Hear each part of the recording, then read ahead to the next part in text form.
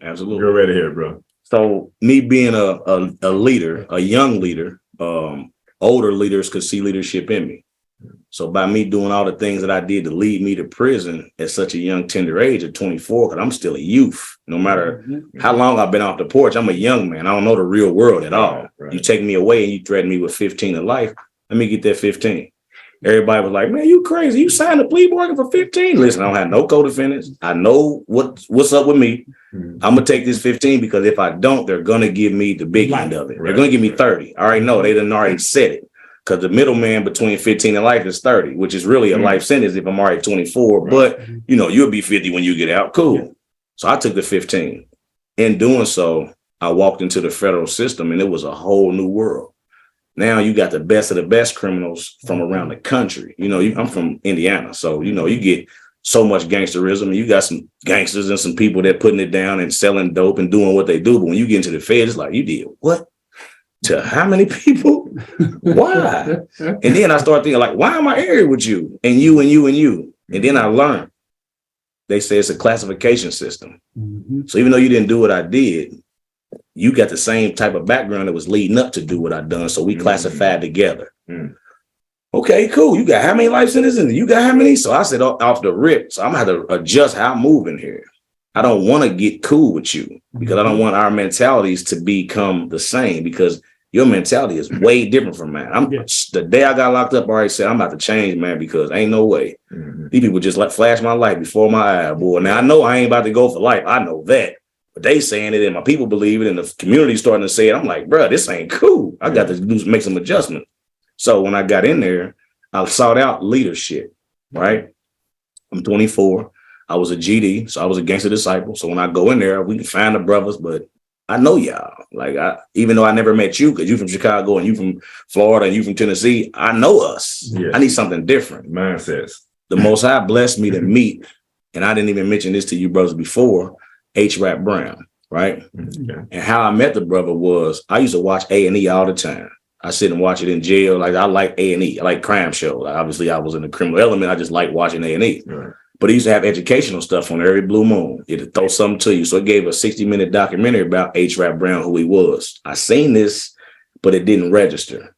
But I admired everything that I seen about the man. Well, God knows I don't get impressed easy. I don't impress easy because I know the quality and caliber of man that I am. Even though it might be undiscovered by the masses, I know exactly what I'm dealing with. I never met a man that was more man than me. We could be equal, man. And you can have some qualities I don't have, but I never met a man that's more man than me because I'm all man. You feel me? So God knows if I'm going to get this young brother's attention, I'm going to have to send him a straight man that he respect, not a gang leader. You could have put Larry Hoover, who was a leader of the GDs, in the same room with H.Rap Brown. I would have wanted to go talk to H.Rap Brown. That's the type of admiration that I have for that type of brother. Because I respect struggle. So long story short, they bring this talk. He remind me of you about your height.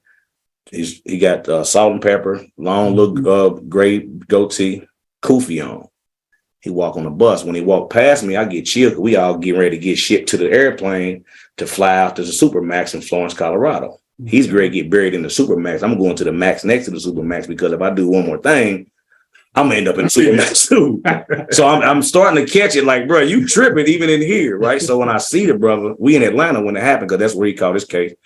He walked past me, I get a chill. I'm like, who is that? Because again, I saw the show once, but it wasn't enough for me to, because they don't teach us about him in school. They don't teach us about Marcus Garvey in school. They don't teach us about Prophet Noble Drew Ali in school. But now that I know as an adult, I know your image. He walked past and I seen him and I kind of turned and then it hit me. And then when he got back here and sat down, I turned around and looked again. And that's when he caught it like recognition. A celebrity, they got that type, oh, he done spotted me. Right. So he send the dude, the marshal, go get him. So he bring me over there. Long story short, listen, man, when we get where we going, man, we gonna talk. I don't even know how I got your eye to even want to talk, but we got there. We was on lockdown for 6 weeks, 2 hours a day. Me and him would walk the track. He just picked my brain for the first 3 days. Let me just spill it all out. What I was hurting about, my father, all that. He told me, man, you got so much potential to go back home and do so many great things, but you just don't know. So I'm going to give you what I got while I can. And he did. And we met probably for 4 weeks. I never seen him again, never heard from him again. And this was in 2007. It didn't hit me till 2012. I'm sitting in a chair in the day room again, and the same show I saw before come on. Now, I'm finna pay attention, like popcorn. What? Like, bro, you came from Alabama. Like, you was really with this, like when it was hard to be in the struggle. Like, it's easy now. We could put on some black and green and some red, I'm African, but I'm with it, boy. Yeah. Say it back then, they'll pull up. He said it back then. And he's saying it again, and he stayed saying it until they buried him in there. So I told myself, all right, how can I do what he did and not end up where he at? They got a thing now called nonprofit world. Yeah. That's it. All the Black Panthers was trying to do, really, feed the community, make sure people feel safe, make sure they got access to education, make sure they civil rights is respected. Yep. That's all. Yeah. I did the same thing in the nonprofit world, right? Because I remember I said, okay, can't show my hand, can't wear all black leather with the strap and hold this up. I gotta be the spook to sit by the door till I get in the door. And I played it right, and I made it in the door to where I became one of the ones that could call the shots and make the maneuvers. That became too powerful. That made them fearful. So at first, when I'm doing exactly what they want, like I'm helping young people, boom. But when I elevated from that to violence interruption, where now I'm dealing with the 18 to 35 because I don't want you to go to jail, and all y'all like me because I'm the most successful. I had a 2021 G90, man, big boy, $90,000 vehicle in the ghetto. Because I bought my properties in the hood. And the 2 lots, I used to hustle in this house. I bought that and I bought the 2 lots next to it. I never want to leave my ghetto, ever. This is what it's supposed to be. When we used to sell dope, everybody had Cadillacs, all gold ones, rims, all up and down the street. But now I got this little black Genesis, the one out there, and I got this big white one out here because I sell intellectual property. I said, bro, you know how much money you can make with intellectual property? All you gotta do is wake up with some intelligence and figure out how to sell it. Don't be mad at me for figuring out how to be a hustler. And then I'm giving my money to the nonprofit and it's working like a charm. So it's lifting me where I need to be, but I'm doing righteous with it. So I ended up deciding, you know what?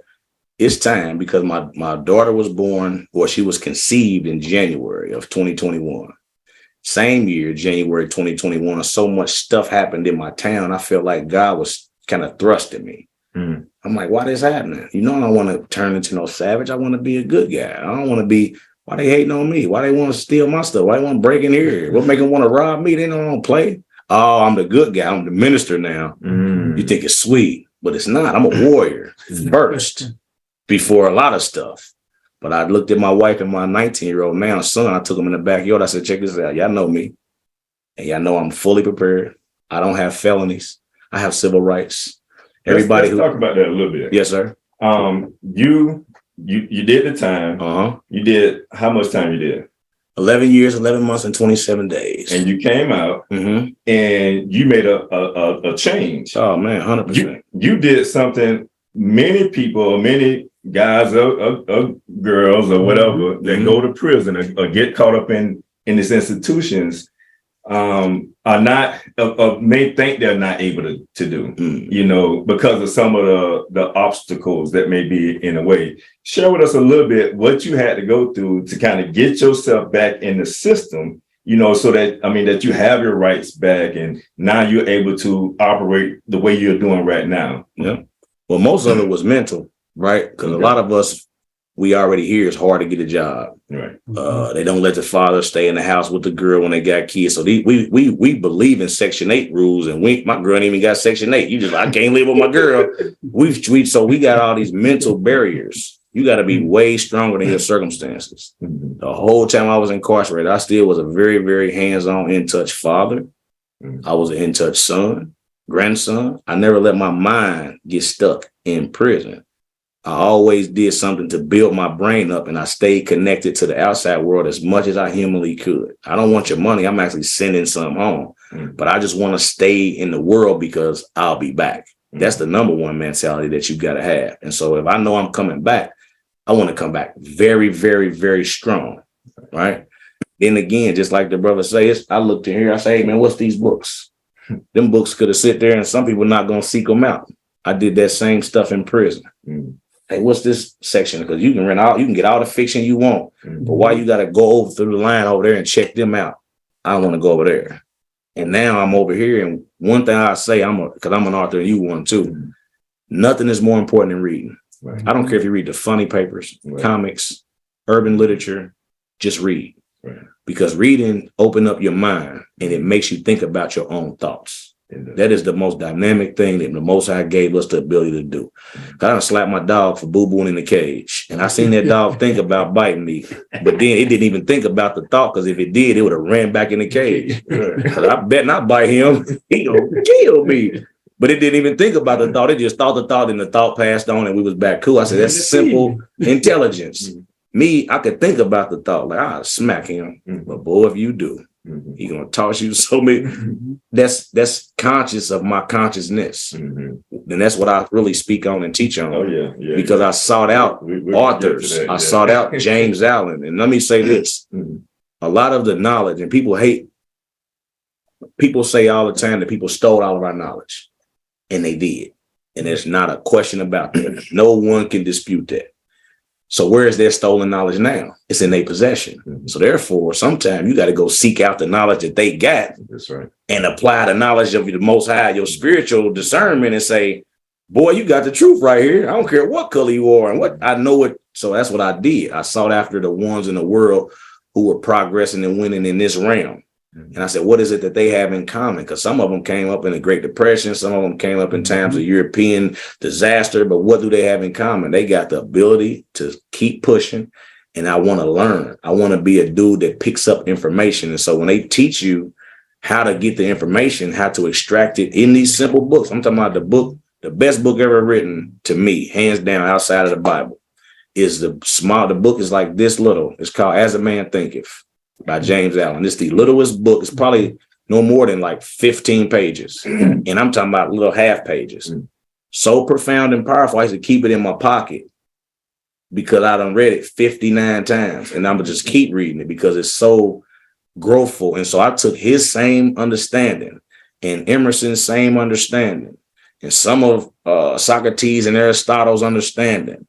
And I said, all right, if I can get my people to understand that they stole it from us and turned it into psychology. Psychology is just our spiritual systems. If you want to go to Kemetic, however you want to play it, if you want to go to Tree of Life, all of those are our spiritual systems, but they just turned it into mental health and took hold on it. So if your spirit is broken and down, it comes from the thoughts that you have because your spirit is pure. I learned that. When I learned that, I said, okay, I got to clean my mind and I got to replant my garden. So as you said, these people don't believe that they can change, or they don't think that the circumstances warrants them to rise up. It's all 100% on you. Yeah. They don't put you in jail to get better. Yeah. They don't put you in jail to get worse. They just put you in jail. Mm-hmm. You know what I'm saying? What you do, I done seen some dudes, man, I swear, far more talented than anybody I've ever seen on the streets, on the football field, on the basketball court, drawing. I done seen dudes take Dorito bags and make picture frames that are rival anything. These is geniuses. Singers. You name it. Rappers, barbers, cooks. I'm talking about dudes is in a microwave putting Thanksgiving together. Like, bro, why are we not this creative on the streets as opposed to just doing what's expected? Mm-hmm. If I put a kilo of cocaine right here in the middle of the ghetto, middle of the hood, and I got 5 broke hustlers, all 5 of them dudes is going to be inclined to, man, let me get some of that work. Mm-hmm. One of them got to say, man, I'm cool because I know what come with that.